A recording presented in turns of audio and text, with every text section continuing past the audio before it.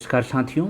आपके आगामी exam RO ARO SSC CGL Delhi police SI से संबंधित जो भी एग्ज़ाम है उसके लिए माइंड मैपिंग श्रृंखला बहुत ही महत्वपूर्ण है। इस श्रृंखला में हम आपको चित्रात्मक तरीके से माइंड मैपिंग तरीके से ज्योग्राफी देखने वाले हैं जो कि आपके लिए बहुत ही महत्वपूर्ण है। तो आइए देखते हैं, आज हम ज्योग्राफी में भारत का भूगोल इंडियन ज्योग्राफी को देखेंगे। सबसे पहले हम बात करेंगे भारत का सामान्य परिचय। आज हम क्या क्या देखने वाले हैं, इसमें महत्वपूर्ण चीज़ों को हम देख सकते हैं। आज हम बात करेंगे विश्व में भारत का कौन सा स्थान है, अवस्थिति एवं विस्तार की बात करेंगे, भारत एवं कर्क रेखा से संबंधित जो भी आपके एग्जाम में प्रश्न पूछे जाते हैं उससे संबंधित बात करेंगे। साथ ही भारतीय मानक समय, दूरस्थ बिंदु और सीमावर्ती या पड़ोसी देशों से संबंधित बात करेंगे। आइए देखते हैं कि भारत का विश्व में क्या स्थान है। सबसे पहले अगर हम बात करें, संपूर्ण विश्व की लगभग 17.5% जनसंख्या का निवास भारत में है। यह जनगणना 2011 के आंकड़ों के अनुसार है, जबकि वर्तमान में भारत पूरे विश्व में जनसंख्या के मामले में पहले स्थान पर आ गया है। लगभग 142 करोड़ जनसंख्या भारत की है। चीन इस समय दूसरे स्थान पे पहुंच चुका है, परंतु अगर 2011 की जनगणना की बात की जाएगी तो भारत विश्व में जनसंख्या के मामले में दूसरे स्थान पे है। पहले स्थान पे चीन अवस्थिति है। विश्व के समस्त स्थलीय भाग के क्षेत्रफल का भारत में 2.4% भूभाग है। संपूर्ण भूभाग का 2.4% भूभाग भारत में है, और जबकि जनसंख्या का 17.5% भाग अवस्थित है। इसके अलावा एशिया महाद्वीप में स्थित एक दक्षिण एशियाई देश है। क्षेत्रफल की दृष्टि से भारत 7वां स्थान रखता है। भारत से पहले रूस, कनाडा, संयुक्त राज्य अमेरिका, चीन, ब्राज़ील व ऑस्ट्रेलिया के बाद भारत का स्थान आता है। तो यहाँ से जो भी क्वेश्चन बन सकता है आपके एग्जाम में, सारी चीज़ें महत्वपूर्ण हैं। अगर हम दक्षिण एशियाई देशों की बात करें तो भारत के अलावा बांग्लादेश, भूटान, नेपाल, मालदीव, श्रीलंका, पाकिस्तान सहित 7 देश दक्षिण एशिया, साउथ एशिया में शामिल है। इसके अलावा आज हम देखेंगे महत्वपूर्ण चीज़ों को।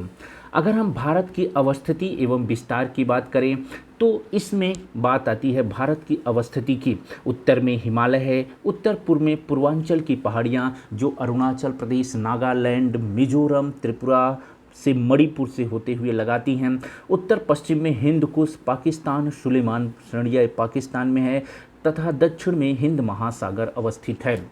अगर हम भारत के भौगोलिक आकृति की बात करते हैं तो अनियमित चतुष्कोणीय आकृति है, ये आपके लिए बहुत ही इम्पोर्टेंट है।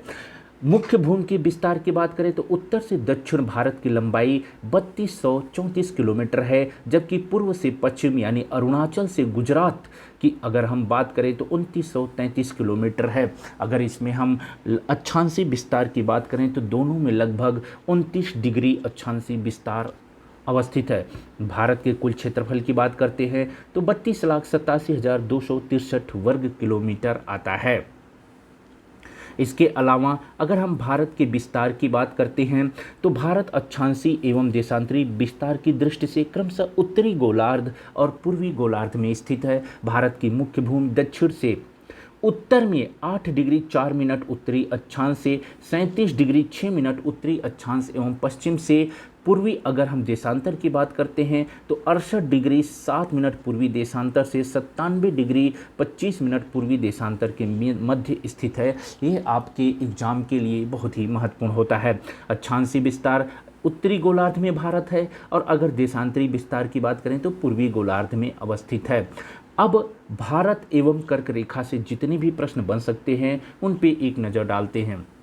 भारत एवं कर्क रेखा, अगर हम बात करते हैं कि जो कर्क रेखा है वो भारत को 2 बराबर भागों में बांटती है। कर्क रेखा जो ट्रॉपिकल जोन होता है, उष्णकटिबंधीय क्षेत्र होता है, 23.5 डिग्री अक्षांश से लेटीट्यूड से होकर गुजरती है। यह भारत को 2 बराबर भागों में बांटती है। इस बात को आपको ध्यान में रखना है। भारत के 8 राज्यों से होकर गुजरती है। कितने? 8 राज्यों से होकर गुजरती है, जिसमें गुजरात, राजस्थान, मध्य प्रदेश, छत्तीसगढ़, झारखंड, पश्चिम बंगाल, त्रिपुरा और मिजोरम है। इसका एक शानदार ट्रिक होता है, मित्र पर गमछा झार। सूर्य के उत्तरायण का सर्वोच्च बिंदु 21 और 22 जून होता है, यानी 21 और 22 जून के समय उत्तरी गोलार्ध में सबसे बड़ा दिन और सबसे छोटी रात होती है। विषुवत रेखा के उत्तर में स्थित 23.5 डिग्री अक्षांश से यह गुजरती है। भारत के लगभग मध्य यानी कर्क रेखा भारत के मध्य से होकर गुजरती है। इंपॉर्टेंट है माही नदी। माही नदी कर्क रेखा को 2 बराबर भागों में विभाजित करती है। माही नदी का उद्गम क्षेत्र मध्य प्रदेश है और यह कर्क रेखा को 2 बराबर भागों में बांटती है। इसके अलावा जो इम्पोर्टेंट है वो है, अगर हम बात करें, कर्क रेखा भारत को 2 भागों में बांटती है। उत्तरी हिस्सा उपोष्ण कटिबंध और दक्षिणी हिस्सा को उष्ण कटिबंध कहते हैं। इसका मतलब ये है कि ये जो कर्क रेखा है ये जब भारत को 2 बराबर भागों में बांटती है तो भारत में उष्ण कटिबंध और उपोष्ण कटिबंध दोनों प्रकार की जलवायु पाई जाती है, जो कि एक मानसूनी जलवायु है। नेक्स्ट अगर हम बात करें भारत के मानक समय की, तो यहाँ से आपके एग्जाम में प्रश्न पूछा जाता है। मानक समय क्या होता है? मानक समय वह समय है जो किसी देश या विस्तृत भूभाग के लोगों के व्यवहार के लिए स्वीकृत होता है। इसका मतलब ये होता है कि मानक समय से ही किसी भी देश की समय का निर्धारण किया जाता है। आइए देखते हैं मानक समय से कौन कौन से महत्वपूर्ण प्रश्न आपके एग्जाम में बन सकते हैं। भारतीय मानक समय इंडियन स्टैंडर्ड टाइम की अगर हम बात करते हैं तो इसको प्रमाणिक मध्य रेखा भी कहा जाता है। इसके अलावा भारतीय मानक समय 82.5 डिग्री पूर्वी देशांतर से लिया जाता है। यह 82.5 डिग्री पूर्वी देशांतर रेखा उत्तर प्रदेश में प्रयागराज, मिर्ज़ापुर आदि स्थानों से गुजरता है। अगर प्रयागराज में बात हो तो नैनी से गुजरता है। इसके अलावा अगर हम बात करते हैं तो गुजरात तथा अरुणाचल प्रदेश के स्थानीय समय में लगभग 2 घंटे का अंतर आता है। यह प्रश्न पूछा जाता है। अगर एग्जैक्ट पूछा जाए तो 1 घंटा 45 मिनट का अंतर आता है। इसके अलावा भारतीय मानक समय की यामोत्तर रेखा 82.5 डिग्री पूर्वी देशांतर का संबंध भारत के 5 राज्यों से है। उत्तर प्रदेश, मध्य प्रदेश, छत्तीसगढ़, उड़ीसा और आंध्र प्रदेश है। सबसे नज़दीक अगर शहर की बात की जाए तो मध्य प्रदेश का रीवा जिला सबसे नज़दीकी शहर है। भारतीय मानक समय उत्तर प्रदेश का लखनऊ भी इसके पास में है। भारतीय मानक समय की अगर हम बात करें तो ग्रीनविच टाइम से यह 5.5 घंटा आगे है। अगर हम बात करते हैं तो 1 डिग्री बराबर 4 मिनट होता है, 15 डिग्री बराबर 1 घंटा के बराबर होता है। राइट, अगर आप ग्रीनविच टाइम से राइट में जाएंगे तो समय बढ़ता है और अगर लेफ्ट में जाएंगे तो समय घटता चला जाता है। इसके अलावा आइए हम बात करते हैं दूरस्थ बिंदु की। यहाँ से भी आपके एग्जाम में प्रश्न पूछा जाता है। राइट, अगर हम सबसे पहले बात करते हैं भारत को, अगर हम यहाँ पे देखें तो भारत का दक्षिणी अक्षांश मुख्य में 8 डिग्री 4 मिनट है और अगर हम उत्तर की बात करें उत्तरी अक्षांश में 37 डिग्री 6 मिनट की है। पूर्वी देशांतर अगर हम यहाँ देखें पश्चिमी देशांतर 68 डिग्री 7 मिनट से लेके पूर्वी देशांतर 97 डिग्री 25 मिनट के बीच भारत अवस्थित है।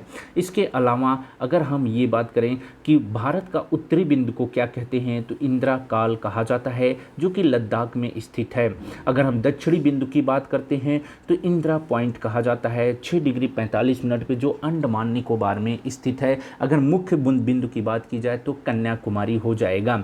अगर पूर्व की बात करें तो कीबीथु, जो कि अरुणाचल प्रदेश में है, आपने देखा है 97 डिग्री 25 मिनट पूर्वी देशांतर पे स्थित है। और अगर हम पश्चिमी बिंदु की बात करें तो गुहार मोती गुजरात में स्थित है। इसके अलावा जो महत्वपूर्ण क्वेश्चन बनते हैं वो ये हैं कि अगर हम सुदूर लद्दाख की बात करें तो राज्य एवं संघ राज्यों में सर्वाधिक सुदूर स्थित क्षेत्र लद्दाख है। सुदूर दक्षिणी में बात करें तो अंडमान निकोबार क्षेत्र है, जहां से आपके एग्जाम में प्रश्न पूछा जाता है। इसके अलावा अगर हम सीमावर्ती या पड़ोसी देशों की बात करते हैं तो यहाँ से भी आपके एग्जाम में प्रश्न पूछा जाता है। जहाँ 2 या 2 से अधिक देशों की सीमाएं मिलती हैं उसे सीमावर्ती देश कहा जाता है। 2 प्रकार की सीमाएं होती हैं, एक प्राकृतिक और एक मानव निर्मित। यानी एक प्रकृति द्वारा निर्धारित होता है जैसे हिमालय, और एक मानव निर्मित होता है जैसे मैकमोहन रेखा, रेड क्लिफ रेखा आदि। आओ देखते हैं यहाँ से क्या क्या महत्वपूर्ण प्रश्न आपके एग्जाम में बन सकता है। अगर हम बात करते हैं कि भारत की सीमा की, भारत के पड़ोसी देशों की, भारत और उसके पड़ोसी देश की अगर हम बात करते हैं तो भारत अगर भू सीमा की बात करें तो 15,106.7 किलोमीटर टोटल भू सीमा लगाती है, जिसमें द्वीपीय सीमा शामिल नहीं है। अगर हम द्वीपीय क्षेत्र सहित तट रेखा की अगर हम बात करें तो 7516.6 किलोमीटर सीमा है, तटीय सीमा की बात करते हैं। अगर हम स्थलीय सीमा की बात करें तो उत्तर में नेपाल और चीन है, उत्तर पश्चिम में अफगानिस्तान, पश्चिम में पाकिस्तान, पूर्व में बांग्लादेश, म्यांमार और उत्तर पूर्व में भूटान भारत के अवस्थित है।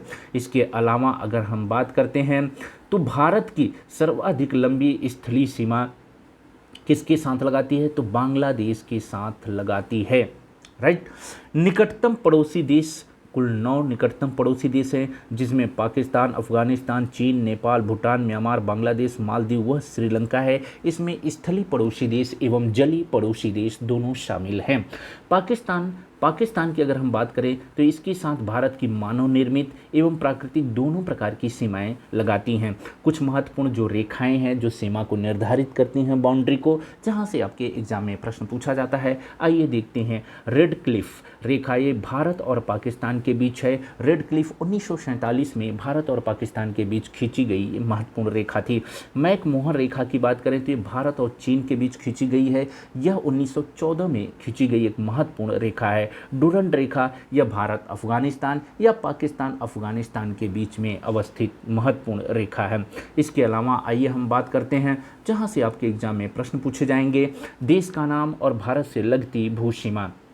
जैसा कि आप जानते हैं सबसे लंबी सीमा बांग्लादेश की लगाती है जो 4096.7 किलोमीटर है। दूसरे नंबर पे चीन आता है, 3488 किलोमीटर है। पाकिस्तान तीसरे नंबर पे आता है, 3323 किलोमीटर है। नेपाल के साथ 1751 किलोमीटर की सीमा लगाता है। म्यांमार के साथ 1643, भूटान 699, अफगानिस्तान 106। इस तरह से हम देखते हैं कि 15,106.7 किलोमीटर की सीमा भारत के भूभाग से संबंधित है। निष्कर्षतः अगर हम बात करें कि भारत हर तरह से विविधता का देश है, संस्कृति, अर्थव्यवस्था और यहाँ तक कि भारत के परिदृश्य में विविध तत्व शामिल हैं, सभी एक ही भूभाग पर हैं। भारत की भौतिक विशेषताओं की विस्तृत श्रृंखला देश को एक संपूर्ण अध्ययन का विषय बनाती है। वास्तव में भारत के पास हर वह संभव परिदृश्य है जो पृथ्वी के पास है, इसीलिए भारत एक अनोखा देश कहा जाता है। मेरे प्यारे साथियों, इसी के साथ आज का यह सेशन समाप्त होता है। जितनी भी माइंड मैपिंग ज्योग्राफी से संबंधित सारी चीज़ों को मैं एक एक के बाद कराऊंगा जो आपके आगामी एग्जाम के लिए बहुत ही महत्वपूर्ण है। आप सारी सीरीज को, इसके सारे जो है वीडियोज़ को आप ध्यान से सुनना।